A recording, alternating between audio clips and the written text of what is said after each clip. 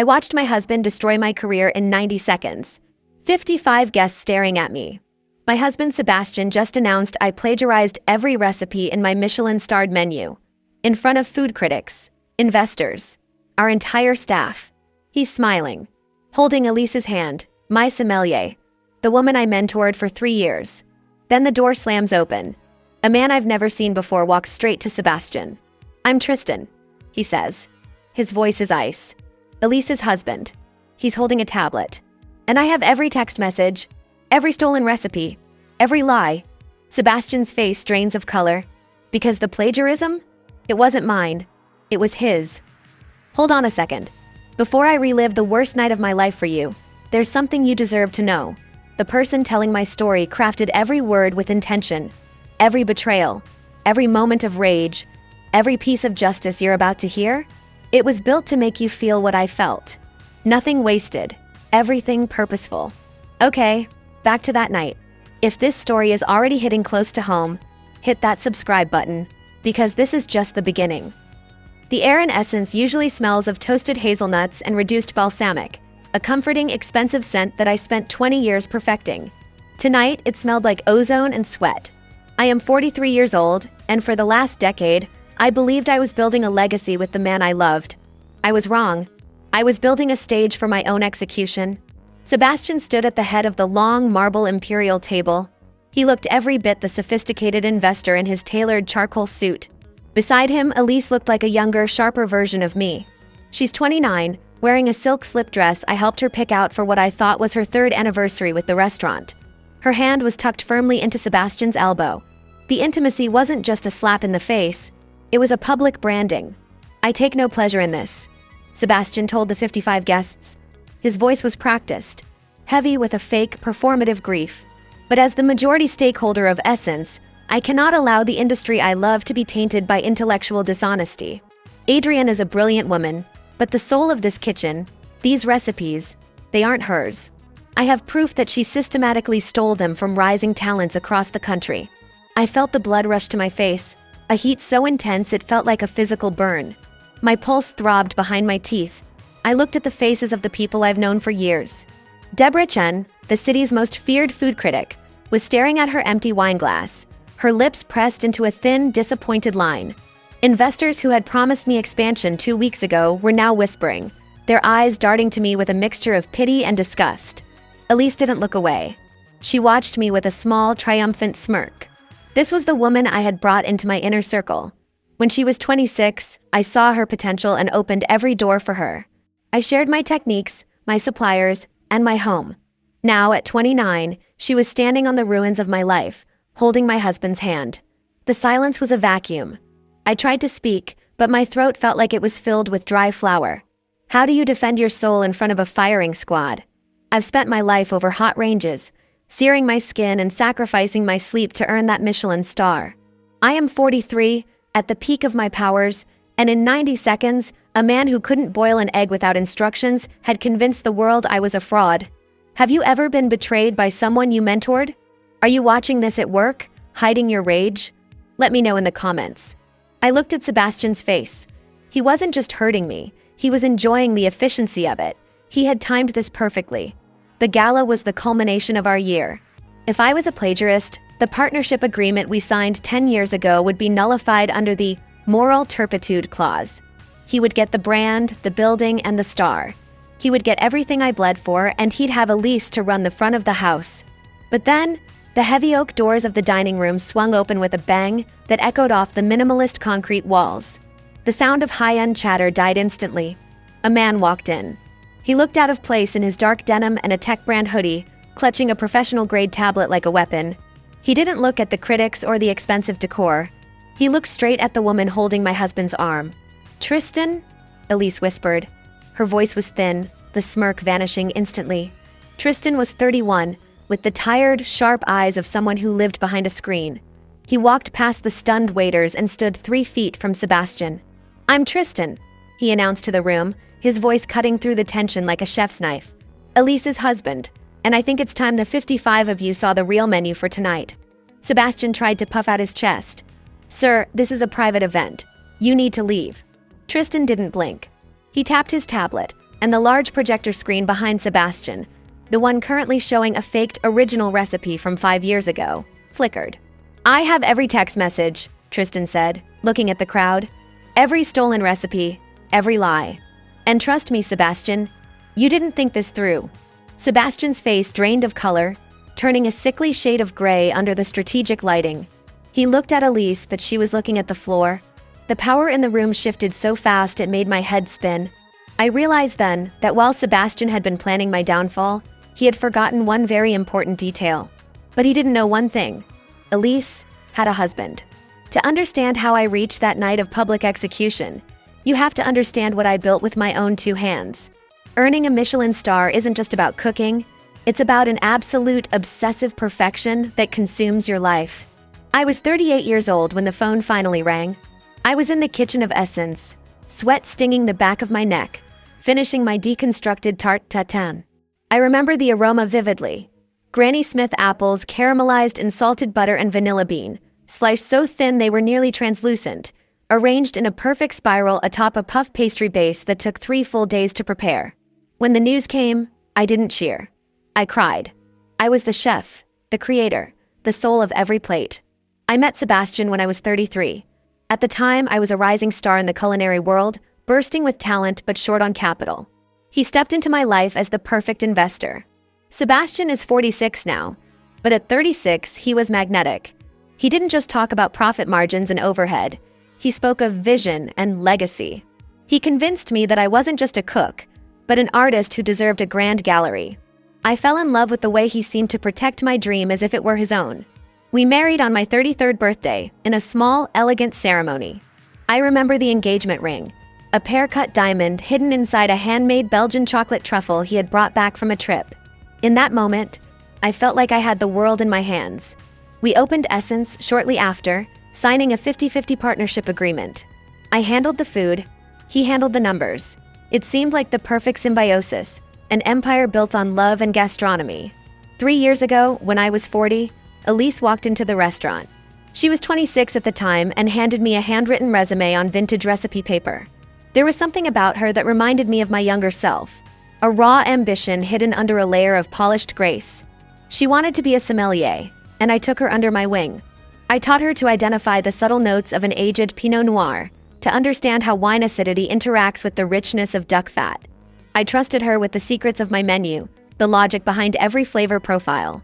Our relationship was almost maternal. I wanted her to be the future of Essence. If you've ever built something from nothing, comment where you're watching this from. I spent hundreds of hours with Elise. I taught her how to manage a high-pressure team and how to keep her composure when the kitchen was in chaos. I took her to exclusive tastings and introduced her to boutique suppliers who usually take decades to trust a new face. I was proud of her. At 43, I felt like I was passing the torch, ensuring that Essence would thrive for generations. I had no idea that every technique I shared and every secret I whispered was being recorded to be used as a weapon against me. Sebastian and Elise began spending a suspicious amount of time together under the guise of cellar optimization. They would discuss spreadsheets and inventory late into the night. I, exhausted after 16 hours on my feet, simply felt grateful to have a husband and a protege so dedicated to the cause. I'd see them whispering in corners, heads close together, and I'd think, how lucky am I to have such a united team? The betrayal wasn't just romantic, it was structural. While I was focused on the excellence of every dish, they were focused on how to extract that excellence and attach it to names that weren't mine. Sebastian was using the glow of my talent to polish Elise's image, preparing the ground for the day they wouldn't need the difficult 43-year-old chef anymore. They knew my reputation was my most valuable asset. If they could prove the recipes that won me my star were stolen, they could legally oust me from my own life's work. Sebastian used my love, and Elise used my generosity. Together, they mapped every inch of my empire, looking for the very crack they intended to create. I felt Essence was my home, my church, and my legacy. I looked at Elise and saw a successor. I looked at Sebastian and saw a partner for life. I was so blinded by the grind of haute cuisine that I ignored the red flags waving right in front of my face. I was raising a viper in my own nest, feeding it the best I had to offer. I had no idea I was training my replacement. The signs were there, vibrating beneath the surface like a low-frequency hum I chose to ignore. Over the last 8 months, The atmosphere in our home and our kitchen shifted. Sebastian, usually the first one to suggest a glass of wine after a long shift, became a ghost. He was constantly in the office until 2 in the morning, the blue light of his MacBook Pro casting sharp skeletal shadows across his face. When I would walk in, he'd snap the laptop shut with a speed that felt like a physical blow. "Just the quarterly projections, Adrienne," he'd say, his voice flat. "Go to sleep. You have a kitchen to run at 6 a.m. At the restaurant, Elise was no longer the wide-eyed student. She began assuming responsibilities far beyond her station. She was choosing suppliers, rewriting the wine pairings without consulting me, and she had somehow gained administrative access to my private recipe cloud. When I asked her why she was changing the inventory protocols, she didn't apologize. She just looked at me with a cold, glassy stare that made my skin crawl. She was 29, draped in new expensive designer clothes that she shouldn't have been able to afford on a sommelier's salary. The distance grew into a canyon. One night, while Sebastian was in the shower, his phone buzzed on the nightstand. I know. Trust is the foundation of marriage, but at 43, your intuition becomes a finely tuned instrument. I glanced at the screen. It was a message from Elise. "The lamb recipe is secured," it read. "She'll never find out. Everything is moving according to plan." My heart did a slow, painful roll in my chest. I confronted him that night. I told him I felt pushed out of my own business, that Elise was overstepping, and that I'd seen the message. Sebastian didn't blink. He didn't even try to hide it with a clever lie. He used the most cutting weapon in a husband's arsenal: gaslighting. "Adrienne, you're being paranoid," he said, sighing as if I were a difficult child. "Is this the menopause starting? You're 43. You're getting insecure because Elise is young and capable. You should be happy I found someone to take the load off your shoulders before you burn out completely." He said the word 43, like it was an expiration date. Have you ever ignored red flags? Are you watching this at work right now, thinking about your own situation? Then came the announcement of the gala dinner. 55 guests, the elite of the culinary world. Sebastian insisted on handling the menu printing and the digital presentation. He told me it was a surprise tribute to my career. I noticed the menu included 3 new seafood dishes, plates I had been tinkering with in private, but had never shared with the staff. When I asked Elise how she knew the flavor profiles for the pairings, she avoided eye contact, busy polishing a glass. "Sebastian gave me the notes," she murmured. I felt a cold dread settle in my stomach. I realized then that my passwords had been changed. I was locked out of my own creative archives.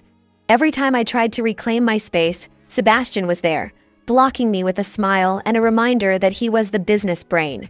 He was isolating me in my own kitchen, making me a guest in my own empire. The night before the gala, the house was silent. I sat in the dark of our living room, smelling the faint scent of Elise's perfume on Sebastian's discarded suit jacket. It was a floral, aggressive scent, the kind a 29-year-old wears when she wants to be noticed. I realized then that they weren't just having an affair. They were harvesting me. They were waiting for the biggest night of the year to turn the harvest into a slaughter. I stood in my kitchen at 3 a.m., touching the cold stainless steel of my prep table. I knew something was horribly wrong, but I didn't have the proof yet. I thought if I just showed up, if I just cooked the best meal of my life, the truth would protect me. I believed that my talent was a shield. I decided to go to that dinner. Biggest mistake of my life. The night of the gala arrived with a deceptive elegance. The restaurant, Essence, was bathed in a strategic amber glow that caught the edges of the marble tables and the crystal glassware. 55 guests began to filter in at 7 p.m. sharp, the absolute royalty of the food world. I saw Deborah Chen, the most influential critic in the country, sitting at table 4, her silver hair shimmering under the pendant lights.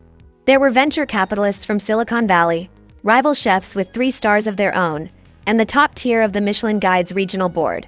I was in the kitchen, my sanctuary, though it felt increasingly like a cage. The sounds were rhythmic. The rhythmic thwack-thwack of knives on heavy wooden boards, the hiss of protein hitting hot pans, and the delicate clinking of silver spoons against porcelain. I focused on the food. If I could just deliver perfection, I told myself, the shadows of the last 8 months would vanish. We served the first 4 courses without a hitch. The roasted squab was perfect.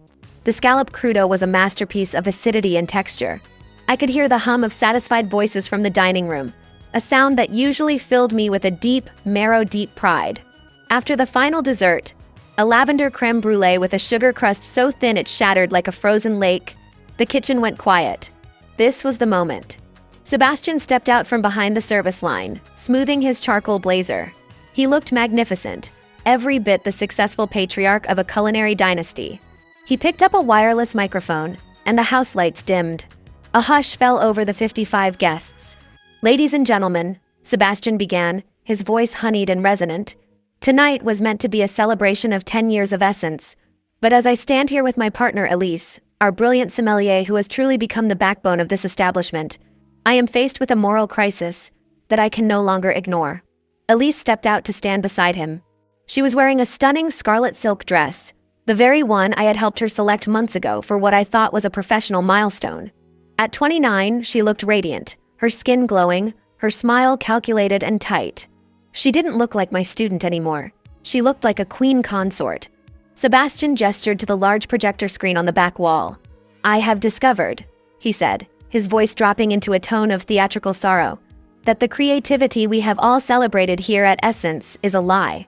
I have evidence that my wife, Adrienne, has been systematically plagiarizing her signature dishes from young, unknown chefs across the continent."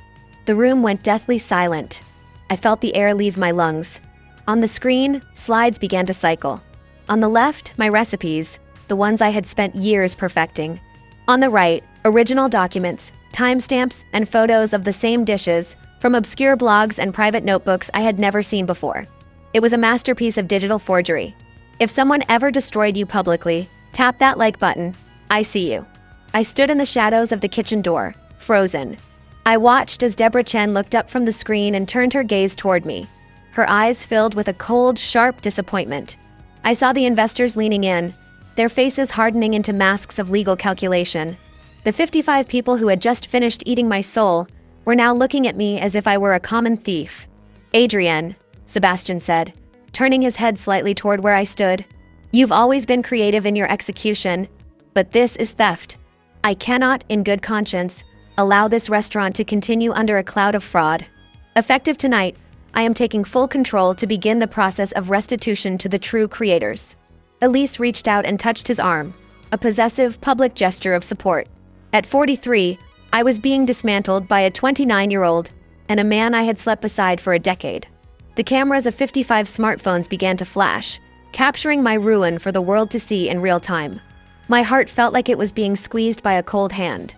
I looked at the hands that had cooked every meal tonight, reddened, scarred, and trembling. He was taking my past, my present, and my future, all while the woman I mentored smiled at my corpse.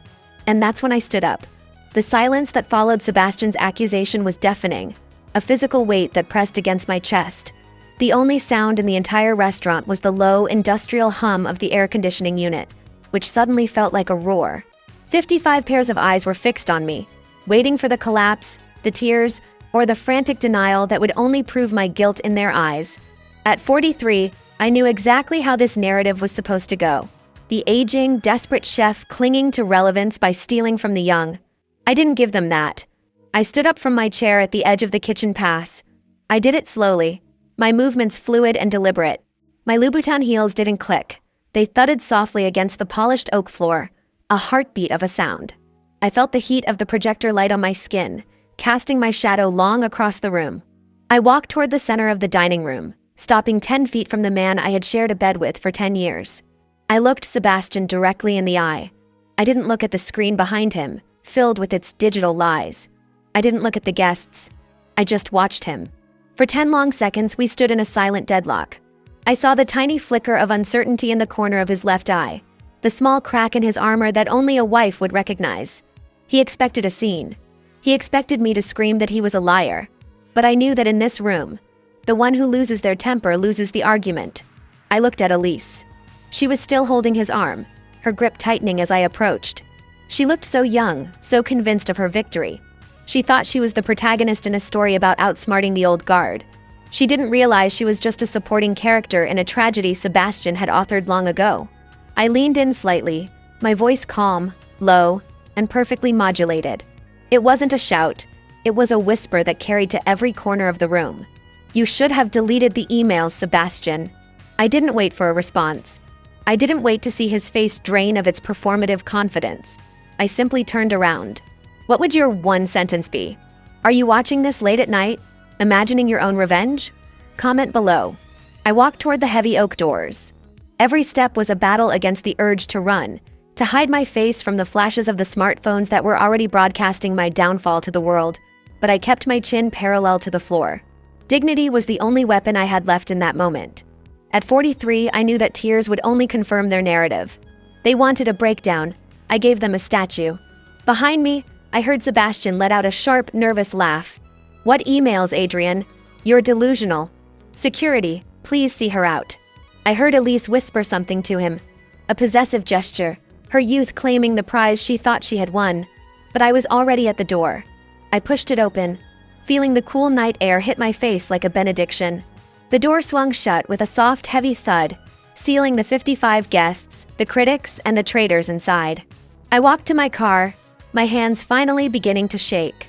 I sat in the driver's seat of my black SUV, the interior smelling of the expensive leather and the faint, lingering scent of my own kitchen, thyme and lemon. I didn't cry.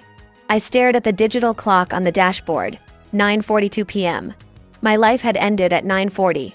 I gripped the steering wheel so hard my knuckles turned white. My career was over. My restaurant was gone. My reputation was a blackened husk. But as I reached for the ignition, my phone, sitting in the cup holder, buzzed with an aggressive vibration. It was a text from an unknown number. My heart hammered against my ribs as I tapped the screen. I saw the live stream. The message read, "He's lying. I have the proof he didn't count on. Meet me at the Starlight Diner in 10 minutes. Alone." My phone buzzed in the car. Unknown number. I sat in the car for a moment, my hands trembling so violently against the steering wheel that I had to tuck them under my thighs. The light from my phone screen was the only thing illuminating the dark interior, a cold blue glare that made my skin look as ghostly as I felt.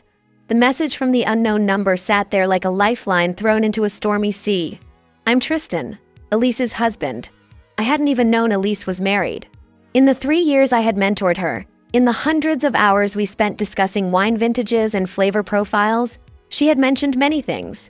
Her ambition, her love for expensive silk, her difficult family, but never a husband.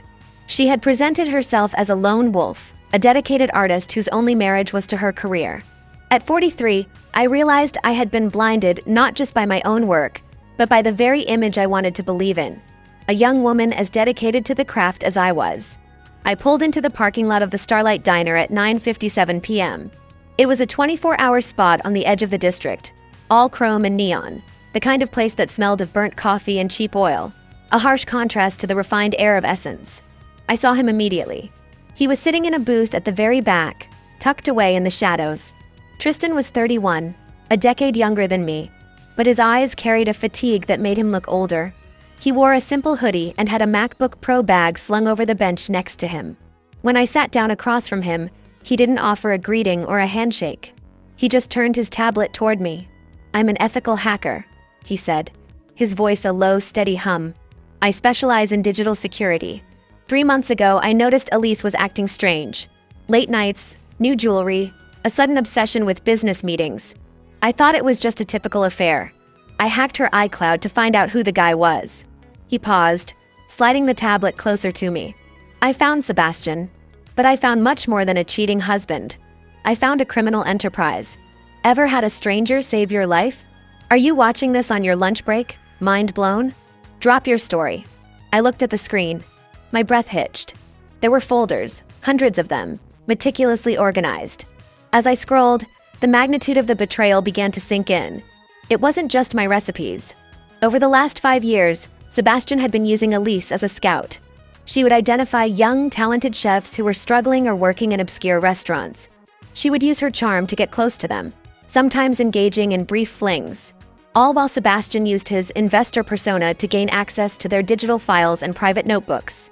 She was the recruiter, Tristan explained, his finger tapping the screen. And he was the thief. They've stolen from at least 11 different chefs, 23 signature recipes. Sebastian would then backdate digital files to make it look like he or his team had created them years ago. He was building a library of stolen intellectual property to use as leverage. I saw a thread of 847 messages between my husband and my protege. Some were romantic, yes, stomach-turning declarations of love whispered over the graves of our marriages, but most were tactical. Adrienne's new seafood concept is finalized, one message from Elise read. I've uploaded the specs. Once you forge the 2019 timestamps, we can move on the gala plan. The room seemed to spin. I saw contracts with my signature on them, signatures I had never penned. Sebastian had used my own legal documents to create forgeries that stripped me of my rights to the Essence brand. He hadn't just been cheating, he had been erasing me. Why are you helping me? I asked, looking up at Tristan. Because they think we're the old guard and the disposable spouse, he said, a sharp, bitter smile touching his lips. They think because they're younger or smarter with tech, we won't see them coming. I'm 31, I'm a digital native, and I'm going to show them exactly what happens when you leave a digital paper trail for a professional to find. A third person joined our booth, Marcus Caldwell, a high-powered attorney I knew by reputation. He had been on a conference call with Tristan for the last hour. Adrienne, Marcus's grave voice came through the speaker. What we have here is massive corporate fraud, intellectual property theft, and defamation. This isn't just a divorce. This is a criminal takedown. But we have to move fast. Sebastian is planning to liquidate your personal holdings tomorrow morning. The reality hit me like a physical blow. We were two people from different generations, 43 and 31, bound together by the same two monsters. My aloneness vanished, replaced by a cold, calculating rage. What do we do? I asked. Tristan closed his tablet with a decisive snap. We go back. They're still at the restaurant celebrating your confession. They think they've won. They haven't seen the final course yet. We had 48 hours before he liquidated everything in my name. The drive back to Essence was the longest 10 minutes of my life. The city lights blurred into long, golden streaks against the windshield of my SUV. Beside me, Tristan sat in silence, his fingers flying across the keyboard of his laptop, the pale light reflecting in his sharp, focused eyes. We were a strange pair. A 43-year-old chef whose world had just been incinerated, and a 31-year-old digital ghost who held the matches to start a new fire. Behind us, Marcus Caldwell followed in a sleek black sedan, carrying the weight of the law in a leather briefcase. We arrived at 9:47 p.m. The valet stand was empty, the staff likely inside witnessing the after-party of my destruction. Through the large glass windows of the restaurant, I could see the scene.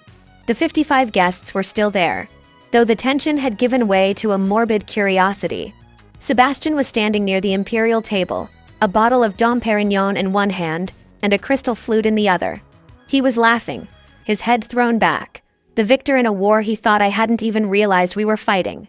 Elise was beside him, her scarlet dress a vivid bloodstain against the white marble. I didn't hesitate. I pushed the heavy oak doors open with a force that sent a gust of cold, night air swirling into the climate-controlled room. The heavy thud of the doors hitting the interior stoppers acted like a conductor's baton. The laughter died in a slow, agonizing domino effect of silence. One by one, heads turned. The critics, the investors, the rivals, they all stared.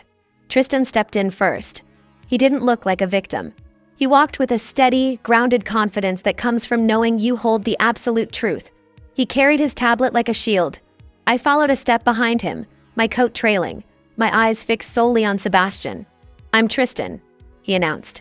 The acoustics of the room, designed to carry the soft clinking of silver, now amplified his voice until it filled every corner. Elise's husband. The silence turned brittle. Sebastian's hand froze mid-air, the champagne flute trembling just enough to make the liquid dance. Elise's face went from triumphant to ghostly in a heartbeat. She tried to step toward the kitchen, her eyes darting for an exit, but I moved faster. I blocked the service entrance, my shadow falling over her. Going somewhere, Elise? I asked. My voice was like a low flame. Quiet, but capable of consuming everything it touched. If you love a good revenge story, you need to subscribe right now. This is about to get insane. Sebastian tried to regain his footing. He set the glass down with a sharp clack. This is private property, Adrienne. I've already told you to leave. And I don't know who this man is, but if he doesn't... He's the man who has your iCloud logs, Sebastian. Tristan interrupted. He didn't wait for permission. He walked over to the AV station, the same one Sebastian had used to humiliate me less than an hour ago. With the efficiency of a generation that grew up with code in their blood, he bypassed the security passwords and plugged his tablet into the restaurant's integrated system. Marcus Caldwell stepped forward then, his turno cinza, his sharp gray suit, cutting a professional figure in the chaos. He placed his briefcase on the nearest table and opened it with 2 metallic clicks. "My name is Marcus Caldwell, legal counsel for Adrienne. We are here to serve notice of a multi-million-dollar fraud and defamation suit. But first, I believe the guests would like to see the rest of the presentation." Sebastian lunged for the projector cables, his face twisted in a mask of primal panic. "Turn it off! This is a violation of privacy." "Touch that equipment," Marcus said, his voice dropping into a dangerous gravelly register. "And I add criminal assault to the list of charges I'm filing tonight." "Sit down, Sebastian." The 55 guests sat frozen, caught between the exit and the most explosive drama they would ever witness. They weren't just diners anymore. They were a jury. And the first message appeared on the wall in 3-foot letters. The first message appeared on the wall in 3-foot letters. The giant white wall of essence, which usually served as a backdrop for minimalist art, was now a digital confessional. The first message appeared in high-contrast black letters, 3 feet tall. It was a text from Sebastian to Elise, dated 4 months ago. "The idiot Adrienne will never figure it out. She's too busy being the mature mentor to notice we're draining the accounts." Audible gasps rippled through the room. I saw Deborah Chen lean forward, her eyes narrowing as she adjusted her glasses. The 55 guests were no longer looking at me with pity. They were looking at the screen with predatory fascination. The next slide flickered. It was a screenshot of a WhatsApp conversation. Elise's voice, captured in text, was even colder. "After tonight, Essence is 100% ours. She'll be too humiliated to fight. She's 43, Sebastian. She's the past. I'm the future." Elise stopped trying to reach the kitchen. She stood frozen in the center of the room, her scarlet dress making her look like a target. She began to cry, but it wasn't the dignified weeping of a victim. It was the frantic, ugly sobbing of a caught thief. Tristan's fingers danced across his tablet, and the presentation shifted into the financial and intellectual section. He projected side-by-side images of my partnership agreements. On the left was the original I had signed 10 years ago. On the right was the forged version Sebastian had used to secure his majority stakeholder status. The forged signature was a jagged, digitized mess when blown up to 3 feet. "This is forgery!" Marcus Caldwell's voice boomed over the whispers of the crowd. "And these," he gestured to a new slide, "are the receipts." The screen filled with a list of names. 11 chefs. 11 restaurants I recognized from across the country. Beneath each name were the recipes Sebastian and Elise had stolen. Tristan had found the metadata, the digital footprints. He showed the original files from these unknown chefs, dated years before Sebastian's original versions. The timestamps were irrefutable. One recipe for a smoked trout mousse had been stolen from a 24-year-old line cook in Portland 6 months ago. The original Sebastian had shown earlier was a fake created just last week. Justice feels good, doesn't it? Are you watching this with the biggest smile? Like if you agree. Sebastian made one last, desperate attempt to regain control. He lunged toward the AV station, his face a purple mask of rage. "This is private property. You're all trespassers." Marcus didn't even move. 2 of the restaurant's security guards, men I had hired and paid for years, stepped in front of him. They didn't look at Sebastian with respect. They looked at him with the contempt of honest men who had been led by a liar. The most damning evidence appeared last. A series of messages between Sebastian and a local realtor. He was already in negotiations to sell the Essence building and the brand to a corporate conglomerate, leaving me with nothing but the debt. One message read, "She taught Elise everything. Now Elise will teach me how to steal more. Old guard never sees young ambition coming." The room erupted into a cacophony of camera shutters. This wasn't just a local scandal anymore. It was a viral execution. The influencers in the room were already live streaming the text messages to millions of followers. Sebastian looked around the room, realizing that his social capital had evaporated. Deborah Chen stood up. She didn't say a word. She simply picked up her coat and walked out, followed by the rest of the critics. It was the ultimate culinary death sentence. Adrienne spoke for the first time since entering. "Actually, Sebastian," I said, walking to the head of the table where he once stood. "According to our partnership agreement, the real one, which you violated through criminal fraud, I can revoke your access and your shares immediately for cause." Marcus handed him a thick stack of papers. "You're served, Sebastian. Criminal charges for grand larceny, forgery, and defamation were filed with the district attorney 1 hour ago. There are officers waiting for you outside." Sebastian's champagne glass finally slipped from his hand, shattering on the marble floor. The sound was like a final punctuation mark. He looked at Elise, but she had turned away, shielding her face from the cameras. Their young ambition had just hit a brick wall of digital truth. But I wasn't done yet. The room was a graveyard of reputations. As the final slide flickered on the wall, the weight of the truth settled over the 55 guests like ash. I stood at the head of the restaurant, the place Sebastian had occupied only moments ago, and felt a strange, cold clarity. I didn't feel the need to scream. I didn't need to throw plates or indulge in the cinematic rage they expected from a woman whose life had been tampered with. "This restaurant was always mine," I said, my voice steady, echoing through the chamber. "You were just a parasite, Sebastian. You didn't create the soul of essence. You just figured out how to put a price tag on it." Marcus Caldwell stepped forward, his presence as sharp as a closing argument. "The authorities are outside. Mr. Sebastian, Miss Elise, you are to leave these premises immediately. Your personal devices and any company property are now evidence in a criminal investigation involving fraud, intellectual property theft, defamation, and forgery." Security escorted them out. It wasn't a violent exit, which made it even more humiliating.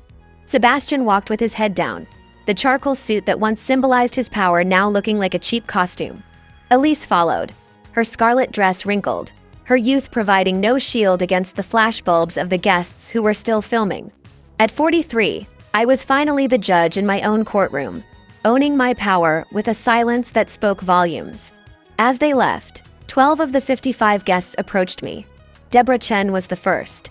She reached out and touched my hand, her eyes softened by a rare moment of empathy. "I've been in this industry a long time, Adrienne," she whispered. "I've seen talent and I've seen theater. I'm sorry I mistook his theater for your truth. I'll be waiting for the reopening."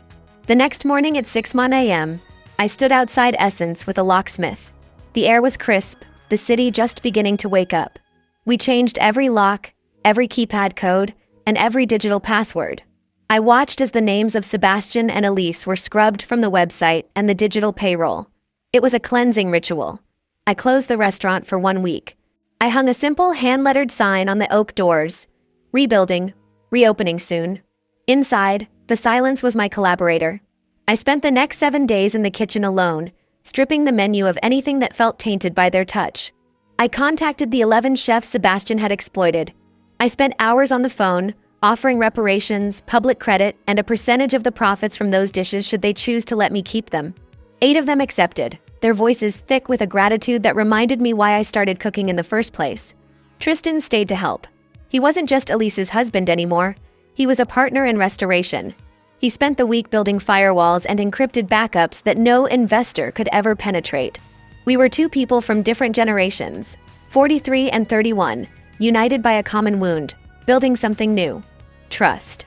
Essence reopened on a Tuesday night. It wasn't a gala, it was an intimate dinner for 15 people. The staff who stayed, the mentors who believed in me, and a few friends who didn't check the news to see if I was still worthy. The menu was different. Each course was handwritten by me on heavy cream paper, each dish accompanied by a short story of its origin. The Michelin Guide published a statement 48 hours later. "Investigation complete. Adrienne's integrity confirmed. Essence star retained." The legal system moved with a satisfying, grinding precision. Sebastian is currently facing 3 criminal processes. With the evidence Tristan provided, he's looking at 7 to 10 years for grand larceny and forgery. Elise vanished from the city. The last rumor I heard was that she was working as a bartender in a small town in Iowa, her youthful advantage gone, replaced by the weight of a ruined reputation. It was 11 p.m. on a Friday night, 1 month after the gala. The restaurant was empty, the last guest having departed with a smile that felt genuine. I stayed behind in the kitchen, the only light coming from the hood over the main range. I decided to prepare one last dish for myself, my deconstructed tarte tatin, the one that won me the star at 38. I moved through the steps like a meditation. I peeled the apples, the skins falling in long green ribbons. I watched the sugar transform into a deep amber caramel in the copper pan, the scent of burnt sweetness filling the room. I sat at the marble pass and looked at my reflection in the dark window. I didn't see a woman who had been destroyed. I saw a woman who had been refined by fire. 43. I am not old. I am not irrelevant. I am just beginning. I smiled. A genuine light feeling I hadn't felt in years. Across the street, I saw Tristan walking toward the subway. He looked up and gave a small, respectful nod. He was rebuilding his life too. It took me 10 years to build my reputation, 90 seconds to almost lose it, and one 31-year-old stranger with a tablet to save it. Sometimes revenge doesn't come from where you expect. It doesn't always come with a shout. Sometimes it comes from someone who understands your pain because they're living it too. And sometimes, the best revenge isn't the destruction of your enemies. It's simply continuing to be exactly who you always were. A creator, not a thief. At 43, I'm not done. I'm just getting started. What's your biggest takeaway from Adrienne's story? Are you watching this inspired, angry, or planning your own elegant revenge? Comment below, hit that like button, and subscribe, because there are more stories like this waiting for you. Where are you watching from? Tell me in the comments. Thank you for being here.